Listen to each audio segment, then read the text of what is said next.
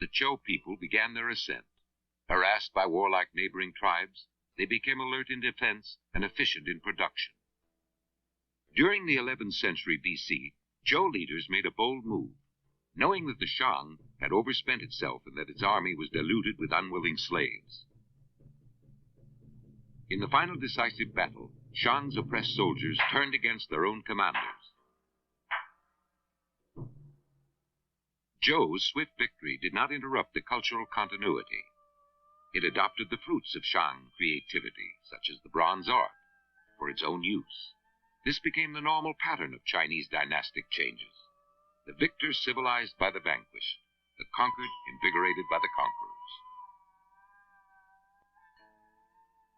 As outsiders from the west moving into the central Yellow River Valley, Zhou rulers knew the importance of the core area and named it the Central Kingdom, or Zhongguo, by which China is still known today. Constant struggle between agricultural people in the Central Kingdom and pastoral and nomadic tribes in peripheral regions became a major force in molding Chinese history. Yet the concept of insiders and outsiders is more philosophical than geographical. Adherents of the Chinese culture were considered the people of the Central Kingdom, regardless of race. Those who were not absorbed into the insiders' civilization were called barbarians, regardless of where they lived. To justify its rebellion against the established rule, the House of Zhou transferred supreme authority from Shang's ancestor god to heaven and called its new king the Son of Heaven. The rationale was that Shang had lost the mandate of heaven, but Zhou had responded to its will. But heaven did not play favorites. Its blessing had to be earned by the virtue of man and eternal vigilance against laxity and misrule. To control a large area with limited loyal forces, the founder of Zhou devised a political system based upon the clan, and its ideal was, under heaven, all one family. At the top was the absolute ruler, son to heaven and king to man, and head of a big family. Under him were the enfeoffed royal relatives and a few descendants of the previous dynasty. In turn, the lord of each state was head of his political and social family. Under him were his ministers and officials and supervisors, all the way down to the common people, that is, the farmers and laborers. The merging of the political structure with familial relationship made all positions in life a matter of birth. The oldest son was heir to the top spot, while other sons were his fiefs.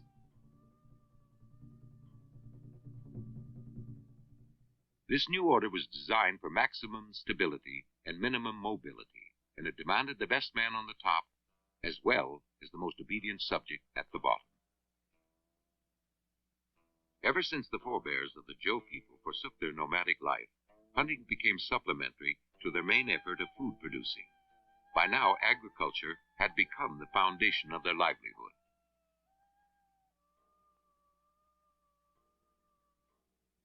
Their legendary ancestor was the Lord of Agriculture.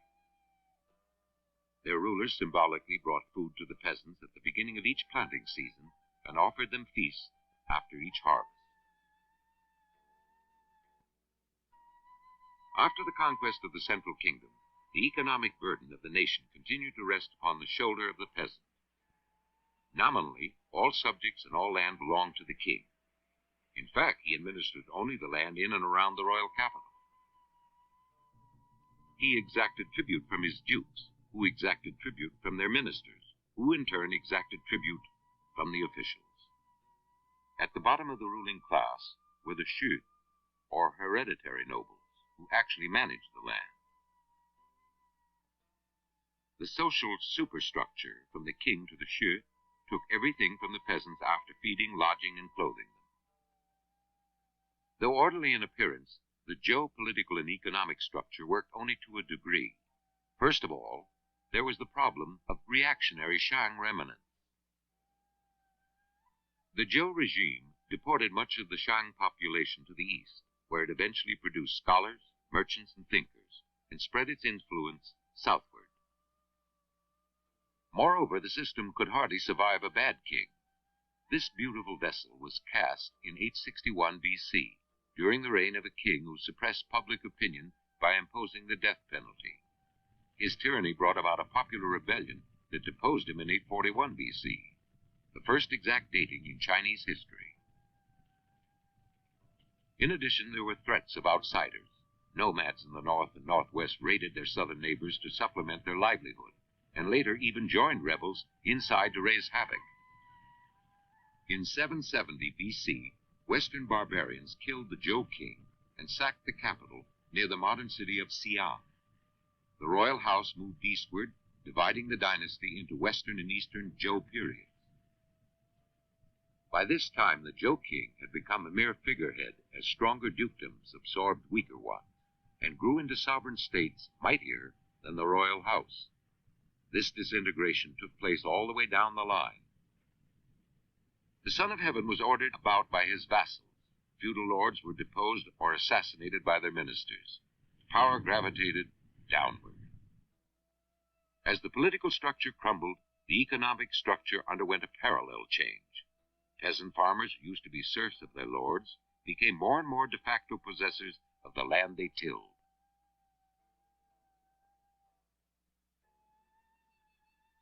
In recognition of this fact, the Duke of Lu initiated a 20% tax in kind in 594 BC to replace the system of taking all the harvest from the farmer after allowing for his living.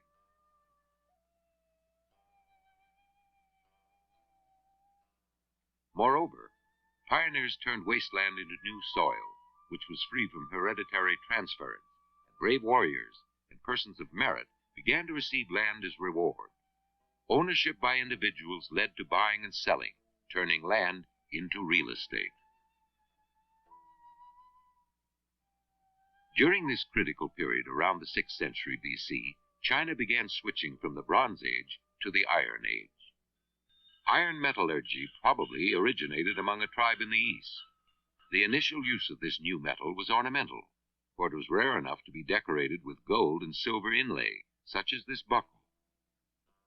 At the same time, money economy developed with commerce. The rich were able to amass huge capital, while the poor became landless tenants. As warfare among states intensified, taxes rose to 50% or more, forcing tenant farmers off the land to become wanderers. Such upheavals caused the stirring of the bottom layer of the ruling class, the Zhou, for now ability counted more than birth. Many talented Zhou rose to become the brains behind princes and great merchants, tasting the luxury of gold and jade, as well as risking the perils of sword and poison. Living in an age of uncertainty, the thinkers among them searched for a deeper meaning of nature and man. They began to evolve theories for building a better society and tried to influence the rulers to put these ideas into practice. By far the most influential philosopher was Kung Chu, known in the West as Confucius. In 551 BC, he was born into a poor family, descended from the royal lineage of the Shang dynasty. He preached that Li, the rights for functions and rules of conduct, was the binding force of an enduring social order. He was politically conservative, resting his hope for peace on the education of the rulers and in combining power with virtue. As he put it, lead the people by laws and regulate them by penalties. The people will try to keep out of jail, but will have no sense of shame. Lead the people by virtue and restrain them by rules of decorum, and the people will have a sense of shame and, moreover, will become good. The greatest virtue of all, the medicine that he offered for the ills of the world, was Zhun, or humanity. Confucius saw humanity as what distinguishes man from other beings who merely struggle for survival. To put Zhen into practice, Confucius simply suggested, do not do unto others what you do not wish for yourself. Understanding others through oneself was the Confucian way of Zhen. Another essential standard in human conduct, as he preached to his disciples, was Yi, or righteousness. Yi must always be placed above profit. When facing the temptation of gain, one must think first of right or wrong. Confucius said, "Wealth and honor begotten by wrong are like floating clouds." His concept of a well-ordered society tolerated no gap between name and substance. He replied to a duke who asked for political advice, "Let the ruler be a true ruler, the minister a true minister, the father a true father, the son a true son." What he meant was, a ruler in name but not in fact would put his government in default. The rectification of name, therefore, was essential in maintaining order as well as social rigidity. Reverence for authority extended to his concept of heaven.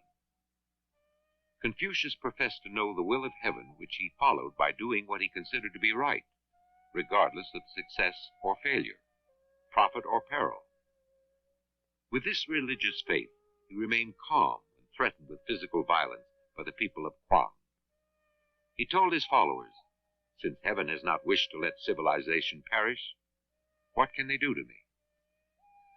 Yet Confucius was not superstitious. He did not talk about the supernatural and refused to discuss what happened after death, because, as he put it, not enough has been known about life. Confucius realized that in education there are no class distinctions. His optimistic belief in the perfectibility of man through learning established the Chinese scholar-statesman tradition. By stressing learning, the Confucian school became known as the Zhou, or literati school, even though its teaching also included archery, charioting, mathematics, as well as rituals, music, and history. Confucius tried to interest rulers in the virtue of man, but found them more concerned with the art of war. Failing in politics, Confucius turned to teaching his younger contemporaries and writing for posterity. He was said to have had 3,000 students, among whom 72 were outstanding. In writing, he intended to transmit ancient knowledge rather than to create. This served to uphold traditional values and to preserve the feudal system. He edited and collected works of history, philosophy, art, and literature into 6 classics that embodied the essence of ancient Chinese civilization. These works, together with his sayings and rules of conduct, as recorded by disciples in the book called the Analects, formed the foundation of Confucianism. After the death of Confucius in 479 BC, the first serious opponent of his philosophy gained prominence. Mo Di came from the same region as Confucius, but was a member of the common people. While Confucius upheld traditional institutions, Mo Di relied on the strength of common man. While Confucius transmitted ancient learning, Mo Di disdained ritual and music. To Mo Di, the greatest good for the greatest number demanded frugal living and simple burial. He condemned aggressors, calling them mass murderers and common thieves. His antidote for violence was love. Peace would prevail when mutual love became universal love. Mo Di's yardstick was concrete benefits and results, not theories and decorum. Everything had to be reduced to essentials of utility for defense and production. He had no use for artistic expressions and pleasurable pursuits. His relentless drive on himself and his disciples to defend the weak and relieve the poor did not save his world from chaos, but his philosophy exerted a vital counterforce to the abusive power of the rulers. Confucius and Mo Di lived in a pivotal period in Chinese history. The agricultural economy began to mature since the 14th century BC, when Shang kings settled in a permanent capital. Raiding neighbors for slaves diminished with the advent of Zhou, which relied on peasant farmers for its productive force. Symbols of faith were gradually transformed into designs of beauty, reflecting profound changes in the social